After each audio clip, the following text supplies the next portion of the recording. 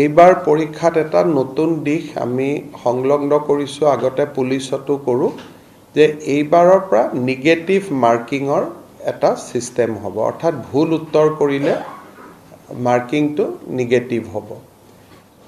পৰীক্ষাৰ যিটো আমাৰ গ্ৰেড 3 আৰু গ্ৰেড 4 পৰীক্ষা অনুষ্ঠিত হ'ব, তাৰ চিলেবাছখন প্ৰকাশ কৰিব। এইবাৰৰ যিটো পৰীক্ষা, ই অলপ খুব এটা চেলেঞ্জিং এক্সাম হ'ব, যে পাৰ্টিকুলাৰ এটা ছাবজেক্টত 11 লাখ পৰীক্ষাৰ্থী পৰীক্ষা দিব। এইবাৰ আমি নিযুক্তিত এটা দিশ আছিলে যে এইবাৰ আমি ফিজ লোৱা নাছিলোঁ, অৰ্থাৎ পৰীক্ষা দিয়াৰ কাৰণে কোনো ফৰ্ম ফিল আপৰ কাৰণে কোনো মাচুলৰ প্ৰয়োজন নাছিলে, সেইকাৰণে নাম্বাৰটো বাঢ়িলে।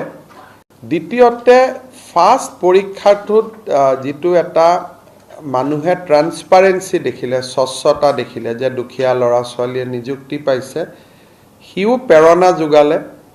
তাৰ ফলত 11 লাখ কেণ্ডিডেট হৈ গ'ল, মই ইমান আশা কৰা নাছিলোঁ। পৰীক্ষা পতাটো আমাৰ বাবে এটা খুব চেলেঞ্জ হ'ব। DC সকলেও চেণ্টাৰ কৰিব পাৰিব নোৱাৰিব, তেওঁলোকেও যথেষ্ট কষ্ট কৰিব লাগিব। যি নহওক, আমি আগবাঢ়ি গৈ থাকিম আৰু সময়ে সময়ে যি ডেভেলপমেণ্ট হয় আপোনালোকক জনাই থাকিম।